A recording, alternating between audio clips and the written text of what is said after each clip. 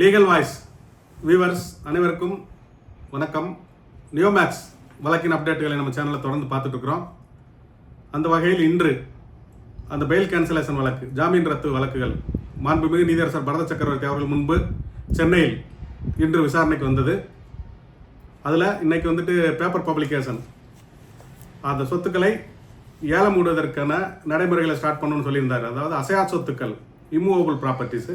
அப்போ நிறுவன தரப்பில் வந்து இன்றைக்கி ஒரு ப்ரொப்போசல் கொடுத்துருக்காங்க நியோமேக்ஸ் நிறுவனம். அதில் என்ன சொல்ல ஏபிசிடின்னு பிரித்து, ஏ வந்துட்டு 19,321 பிளாட்டு, அது வந்து ரெடியாக இருக்குது.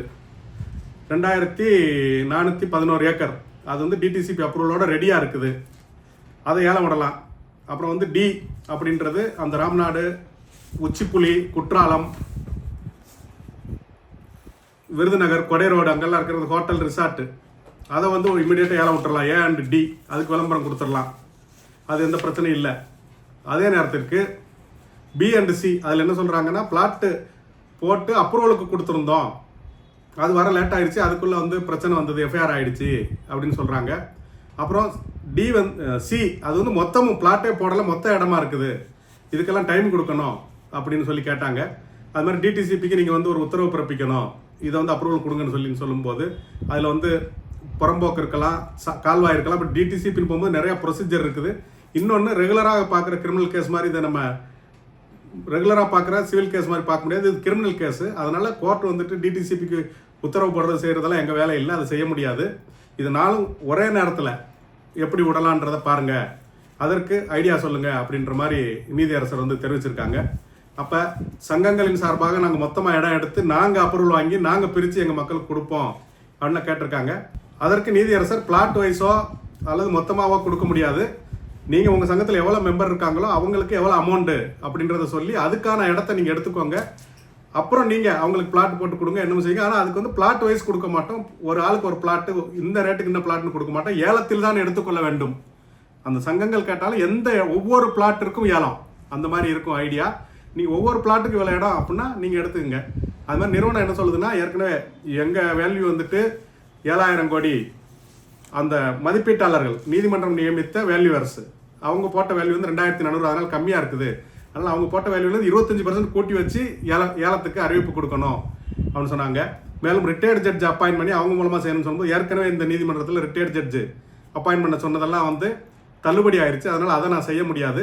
காம்பிடென்ட் அத்தாரிட்டின்னு சொல்கிற தகுதி பெற்ற அலுவலர், அது டிஆர்ஓ அல்லது எஸ்பி, 10 கோடிக்கு மேலே வந்துட்டு எஸ்பி ஆர் எஸ்எஸ்பி, சிறப்பு எஸ்பி அல்லது எஸ்பி அவங்க இருப்பாங்க.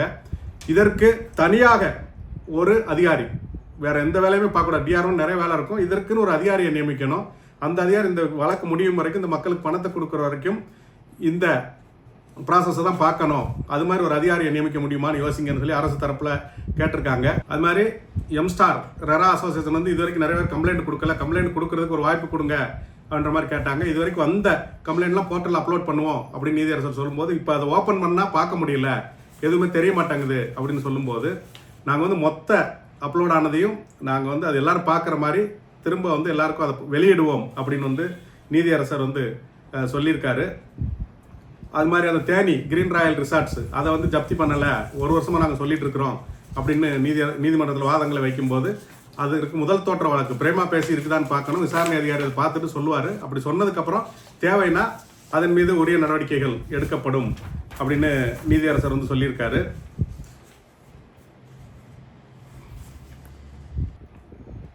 மேலும் மூத்த வழக்கறிஞர் திரு என்ஜிஆர் பிரசாத் அவர்கள் வந்து சீனியர் அட்வொகேட் அப்பியர் ஆகி 5/1/2026 அன்னைக்கு வந்து ஒரு மெமோ, அதாவது இன்னைக்கு ஒரு மெமோ ஃபைல் பண்ணியிருக்கிறோம். அது ஃபைல் போய் அவருக்கு அவங்க ஆஃபீஸில் உள்ள அட்வொகேட் அவரோட அசோசியேட்ஸ் மிஸ்டர் சீனிவாசமூர்த்தி ஃபைல் பண்ணியிருக்காரு. அதில் வந்து நிறையா ப்ராப்பர்ட்டிகள், நிறையா சொத்துக்கள் விடுபட்டு இருக்குது, நாங்கள் நிறையா கொடுத்துருக்குறோம், அதை வந்து ஜப்தி பண்ண சொல்லணும், அதுக்கு உரிய நடவடிக்கை எடுக்கணும் அப்படின்னு சொல்லியிருக்காரு. நீதியரசர் அதையும் கொடுத்துட்டு அதில் வந்து உரிய நடவடிக்கைகளை பாருங்கன்னு சொல்லியிருக்காங்க நீதியரசர் அவர்கள்.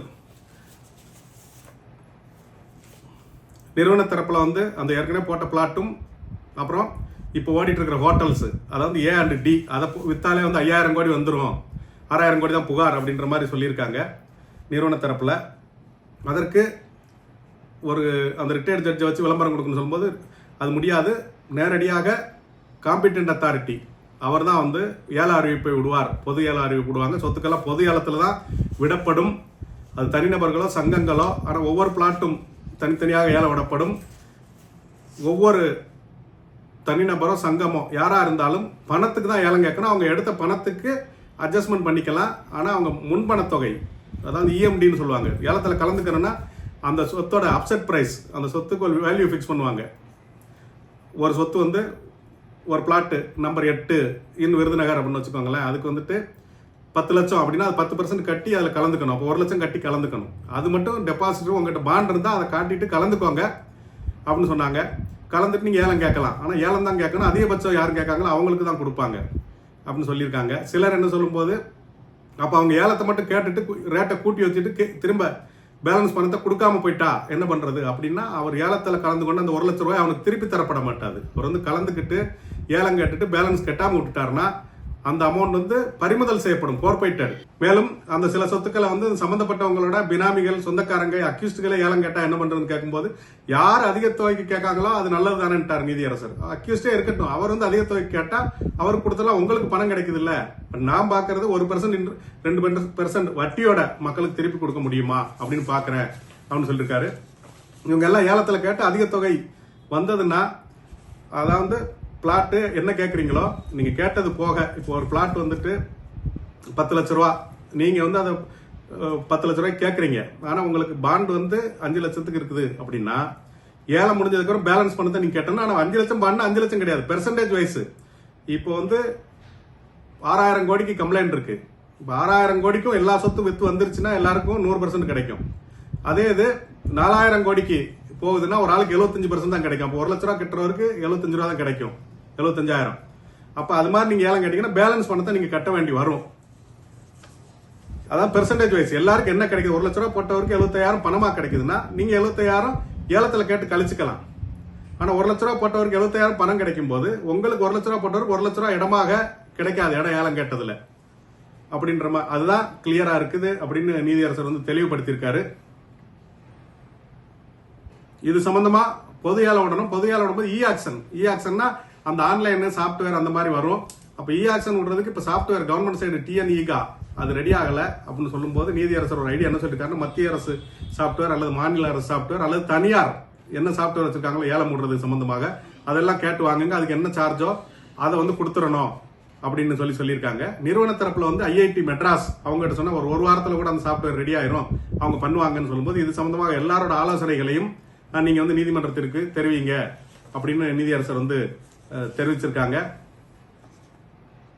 மொத்தம் 1,60,000 ரசீதுகள், ரிசிப்ட், அந்த பாண்டு நீங்க கட்டின பாண்டு அது சம்பந்தமாக புகார் வந்திருக்குது. அதுல வந்து 1,40,000 மேல சரி பண்ணிட்டோம், அது சரியா இருக்குது. 19,000 பாண்டுகள் வந்து டிஸ்பியூட்டட், அதாவது நிறுவனம் அதை வந்து ஏற்றுக்கொள்ள மறுக்குது. அப்ப அது நம்பகத்தன்மை வந்து டிஸ்பியூட்டா இருக்குது அப்படின்னு சொல்லியிருக்காங்க. அப்ப அதை வந்து எல்லாரையும் நேரடியா ஒரிஜினல் ப்ரொடியூஸ் பண்ண சொல்லுங்க. அப்ப விசாரணை அதிகாரி கூப்பிடுவாங்க. யூடபிள்யூ வந்து யாருக்கு பிரச்சனை இருக்கு அவங்களை உங்ககிட்ட இருக்கிற ஒரிஜினல் எடுத்துட்டு வாங்கன்னு சொல்லி கேட்பாங்க. அதை வாங்கிட்டு நிறுவனமும் சரி பார்த்துட்டு ஒத்துக்கிட்டா பிரச்சனை இல்லை. அப்படி அவங்க ஒத்துக்க மறுக்கும் போது டேன்பிட் நீதிமன்றம், சிறப்பு நீதிமன்றத்துக்கு அனுப்பி அங்க வந்து புகார்தாரர் நேரிலோ அல்லது ஆன்லைன் அந்த வீடியோ காலில் ஆஜராகி சொல்லலாம். அங்க ஒரு நீதிமன்றத்தில் ஒரு அதிகாரி யூடபிள்யூ சம்பந்தம் ஒரு எஸ்ஐ அல்லது அதற்கு மேல் உள்ள ஒரு அதிகாரி நீதிமன்றத்தில் இருக்கணும். டேன்பிட் நீதிமன்றத்தில் டேன்பிட் நீதிமன்றம் வந்து சீக்கிரமே இந்த ப்ரொசீஜர் முடிச்சிடணும். ஏன்னா இந்த ஏல பணம் அக்கௌண்ட்டுக்கு வர்றதுக்குள்ள இந்த ப்ராசஸை முடிச்சிடணும். எவ்வளவு முதலீட்டாளர்கள், எவ்வளவு பணம், அவங்க பாண்டெல்லாம் செல்லுமா செல்லாதா, போலியா அப்படின்றதெல்லாம் அதுக்குள்ள அந்த டேன்பிட் நீதிமன்றம் விசாரிச்சு முடிச்சிடணும். இந்த ஏலம் விட்ட மொத்த பணம் இந்த நீதிமன்றத்துக்கு வந்து சேரும்போது அங்க உள்ள புகார் கொடுத்தவங்க எண்ணிக்கையெல்லாம் முடிச்சிடணும்னு சொல்லியிருக்காங்க. அப்ப ஒருத்தர் பார்ட்டி நேரடியாக ஒரு நபரை வீடியோ கால் ஆஜரானாரு. அவர் வந்து என்ன சொன்னாருன்னா, நான் நிறுவனம் மூடுறதுக்கு 1 மாசத்துக்கு முன்னாடி போட்டேன், எனக்கு ரசீது இல்ல, என் புகார் எடுத்துக்க மாட்டேன்னு சொல்றாங்கன்னு அதை சொல்லி புகார் கொடுத்துருக்கீங்களா நீதியரசர் கேட்டார். ஆமான்னு அதை பார்க்க சொல்றேன்னு சொல்லியிருக்காங்க. மேலும் அந்த சிவதர்சினி மேடம் அவங்க வந்து என்ன சொன்னாங்கன்னா, ஒருத்தர் வந்து நீதிமன்றத்தில் ஆஜராகி பேசுறாரு, அவர் புகார் கொடுக்காதீங்க இவ்வளவு நாள் அவர் தான் எல்லாத்தையும் கெடுத்தாரு, இப்ப அவர் புகார் கொடுங்கன்னு சொன்னதுக்கு அப்புறம் தான் அந்த 23,000 புகார் வந்து 60,000 புகார் ஆச்சு, 35,000 புகார் வந்து இவ்வளவு சீக்கிரம் எப்படி வந்தது, எங்க இருந்து வந்தது, அதெல்லாம் விசாரிக்கணுமோ அது எல்லாத்தையுமே விசாரிப்பாங்க. நிறுவனமும் விசாரிக்குது, காவல்துறையும் யூடபிள்யூ விசாரிக்கிறாங்க. போலி இருந்து அவங்க கண்டுபிடிச்சிருவாங்க, அதை பத்தி கவலைப்பட வேண்டிய அவசியம் இல்லை அப்படின்னு நீதியரசர் வந்து விளக்கம் சொல்லியிருக்காரு. மேலும் இது சம்பந்தமான எப்படி ஏலம் விடுறது, எந்த மாதிரி விடுறது, அப்படின்ற எல்லாரோட ஐடியாவும் கேட்டிருக்காரு நீதியரசர். இது சம்பந்தமாக எல்லாரும் ஒரு ஐடியாவோட வந்துட்டு இந்த காப்பீஸ் அந்த ஏபிசிடி இந்த ப்ரொபோசல்லாம் போட்டு நீதிமன்ற நிறுவனம் கொடுத்துருக்குது. இதை வந்து ஈஓடபிள்யூ போலீஸார்ட்ட கொடுத்து அவங்களே வெரிஃபை பண்ணிட்டு அவங்களோட ஐடியாவையும் கேட்டுட்டு வருகின்ற வியாழக்கிழமை 8/1/2026 மதியம் 2:15 மணிக்கு மீண்டும் இந்த வழக்கு விசாரணைக்கு எடுத்துக்கொள்ளப்படும். அதில் நீதியரசர் என்ன காரணம், ஏபிசிடி தனித்தனியா பிரிச்சு 2 வாட்டி 3 வாட்டி ஏலம் விடுறதுக்கு பதிலாக ஒரே ஏலமாக சீக்கிரம் விடுறதுக்கு என்ன ஐடியான்றதை நான் பார்க்குறேன். அப்போ நீங்கள் அது டைம் குறையும், அந்த மாதிரி நம்ம பண்ணுவோன்னு சொல்லியிருக்காரு. மேலும் இது வந்து சம்மத நடைமுறையில் தான் போயிட்டு இருக்கு. நிறுவனம் ஒத்துக்கிடுது, நம்ம ஏலம் விட போகிறோம். இதே நிறுவனம் எப்போ பிரச்சனை பண்ணுதோ நான் அந்த கேஸை க்ளோஸ் பண்ணிட்டு டேன்பிட் நீதிமன்றத்தில் சட்டப்படி நடவடிக்கை எடுக்க சொல்லிடுவேன் அப்படின்ற மாதிரி கருத்துக்களை தெரிவிச்சிருக்காரு. மேலும் நிறுவனம் இந்த சொத்துக்கள் எல்லாம் பிரித்து பிளாட் போட்டு விற்றா ரொம்ப பணம் கிடைக்கும், அதுக்கு டைம் கொடுக்கணும், அதுக்கு டைரக்ஷன் கொடுக்கணும் அப்படின்றதெல்லாம் வந்து அது தாமதமாகும், அதை ஏற்றுக்கொள்ள முடியாதுன்னு சொல்லும்போது சில சங்கங்கள் வந்து நாங்கள் எடுத்துக்கிறோம் அப்படின்னு சொல்லும்போது அவங்களோட மெம்பர்ஸ் எவ்வளவோ அவங்ககிட்ட எவ்வளோ பாண்ட் இருக்குதோ அதுக்கு அட்ஜஸ்ட் பண்ணி என்ன பெர்சன்டேஜ் வைஸ் வருதோ அதுக்கு நீங்கள் எடுத்துட்டு அப்புறம் நீங்கள் அதுக்கப்புறம் தனியாக டெவலப் பண்ணி அதுக்கப்புறம் தனியாக அப்ரூவல் போட்டு எல்லாம் பண்ணி உங்கள் கஸ்டமருக்கு நீங்கள் கொடுத்துக்கோங்க. ஆனால் உங்கள் கஸ்டமர் இருக்கிற பாண்டை அட்ஜஸ்ட் பண்ணி கொடுங்க அப்படின்ற மாதிரி நீதியரசர் வந்து சொல்லியிருக்காரு. அப்போ இதில் என்னன்னா, ஆனால் ஒரு விஷயம் சொல்லிட்டாரு, பணமோ இடமோ ஒரே நேரத்தில் கொடுத்துருவோம், சிங்கிள் ஸ்டெச் தான், சிங்கிள் ஸ்லாட்ல நான் இந்த பிரச்சனையை முடிச்சிருவேன். பணம் வேணுன்றவங்களுக்கு டெபாசிட்ல வந்து பணத்தை கொடுப்பேன், அதே டேட்ல இவங்களுக்கு வந்து ரிஜிஸ்ட்ரேஷன் சர்டிபிகேட் சேல் சர்டிபிகேட் பதிய சொல்லி கொடுப்போம்.